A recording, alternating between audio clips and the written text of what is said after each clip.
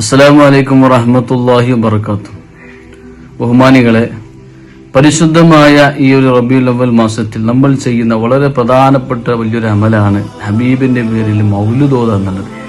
ഇന്ന് മൗലിദിന്റെ സദസ്സുകളൊക്കെ സജീവമായിരിക്കും. നമ്മളെ മദർസകളിൽ, പള്ളികളിലൊക്കെ വളരെ സജീവമാണ്.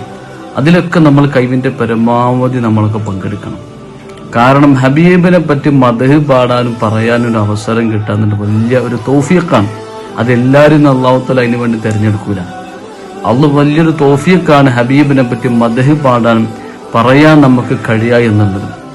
അത് ഇന്നും ഇന്നലെയും തുടങ്ങിയതൊന്നുമല്ല. അത് റസൂലുള്ളാഹി സ്വല്ലല്ലാഹു അലൈഹി വസല്ലം തങ്ങളുടെ കാലത്ത് തന്നെ സ്വഹാബികൾ ഹബീബിനെ പറ്റി മദ്ഹ് പാടിയിട്ടുണ്ട്. മഹാനായ ഹസ്സാൻ ഇബ്നു സാബിത്ത് തങ്ങൾ നമുക്കറിയാലോ.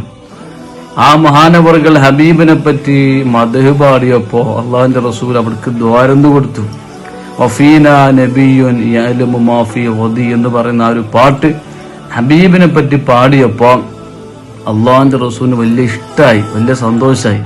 ഹബീബായ നബി തങ്ങൾ ദ്വാരന്ന് കൊടുത്തു. അല്ലാതെ നബി തങ്ങൾ അവിടെ നിന്നെ പറ്റി പാടണ്ടാന്നോ എന്നെ പറ്റി പറയണ്ടെന്നൊന്നും പറഞ്ഞില്ല. ഹബീബായ നബി തങ്ങൾ ഉടനെ തന്നെ ദ്വാരന്ന് പഠിച്ചോനെ അല്ലാഹുമ്മ അയ്യിദുഹു ബിറൂഹിൽ ഖുദ്സി, എന്റെ ഹസ്സാൻ ഇബ്നു സാബിത്ത് തങ്ങൾക്ക് സയ്യിദുന ജിബ്രീൽ അലൈഹിസ്സലാത്തു വസ്സലാമിനെ കൊണ്ട് ശക്തി പകരണേ എന്ന് ആലോചിക്കങ്ങള്. റസൂലുള്ളാഹിനെ പറ്റി മദ്ഹ് പാടിയപ്പോ പറഞ്ഞപ്പോ ഹബീബിന് വലിയ ഇഷ്ടായി, വലിയ സന്തോഷായി. അള്ളാഹു നമുക്ക് തൗഫീഖ് നൽകുമാറാവട്ടെ. മാത്രമല്ല സ്വാലിഹ്യങ്ങളൊക്കെ ഒരുപാട് അതിനെപ്പറ്റി മഹാന്മാർ കിതാബുകൾ എഴുതി വെച്ചതായി കാണാം. മഹാനായ ഹസനുൽ ബസ്രി റഹിമഹുല്ല വലിയ മഹാനവറുകളാ. അദ്ദേഹം പറയുന്നുണ്ട്, എനിക്ക് ഉഹുദ് മലയോളം സ്വർണ്ണം ഉണ്ടെങ്കിൽ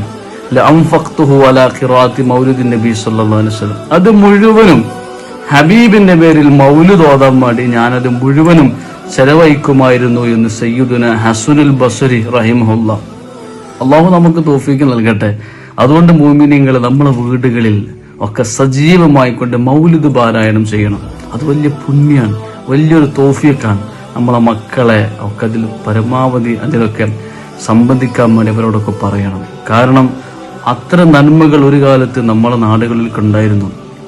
മൗലിദ് ഓതുന്ന വീടുണ്ടായിരുന്നു. മങ്കുസ് മൗലിദ് പാരായണം ചെയ്യുന്ന വീടുകൾ ധാരാളം ഉണ്ടായിരുന്നു.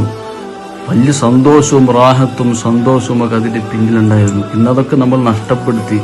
അതുകൊണ്ട് തന്നെ ഒരുപാട് ആഫത്ത്, ബലാ, മുസീബത്തുകൾ നമ്മൾ തേടി വന്നു. അതുകൊണ്ട് പാരമ്പര്യമായ ഇത്തരം നന്മകളൊക്കെ നമ്മളെ വീടുകളിൽ സജീവമാക്കണം. മഹാനായ ഇമാം സുയൂത്തി റഹിമഹുല്ല മഹാനവറുകൾ പറയുന്ന ഒരു സംഭവം ഞാനിങ്ങനെ കിതാബ് വായിച്ചപ്പോ കണ്ടു. മാമിൻ ബൈത്തിൻ ഔ മസ്ജിദിൻ ഔ മഹല്ലത്തിൻ, ഏതെങ്കിലും ഒരു വീട്, ഏതെങ്കിലും ഒരു മഹല്ലത്ത്, ഏതെങ്കിലും ഒരു പള്ളി, അവിടൊക്കെ ഖുരിയ ഫീഹി മൗലിദുൻ നബി സല്ലല്ലാഹു അലൈഹി വസല്ലം, അവിടെ വെച്ചുകൊണ്ട് ഹബീബിന്റെ പേരിൽ മൗലിദ് ഓതിയാൽ ഇല്ല ഹഫത്തിൽ മലായികത്തു ബി അഹ്ലി ദാലിക്കൽ മകാൻ, ആ സ്ഥലങ്ങളിൽ മലായികത്തുകൾ അവിടെ വന്നിറങ്ങുന്നതാണ്, അവിടെ ചുറ്റുന്നതാണ്. മാത്രമല്ല അവിടെ അള്ളാഹുവിന്റെ റഹ്മത്ത് വ്യാപിക്കുകയും ചെയ്യുമെന്ന് മഹാനായ ഇമാം സുയൂത്തി റഹിമഹുല്ല മഹാനവകൾ പറഞ്ഞിട്ടുണ്ട്. അതുകൊണ്ട് മുഅ്മിനീങ്ങളെ നമ്മളെ വീടുകളിലൊക്കെ ഹബീബിനെ പറ്റി മദ്ഹ് പാടാനും പറയാനും മൗലിദ് ഓതാനും നമുക്ക് സാധിക്കണം. അത് വലിയൊരു പുണ്യാണ്.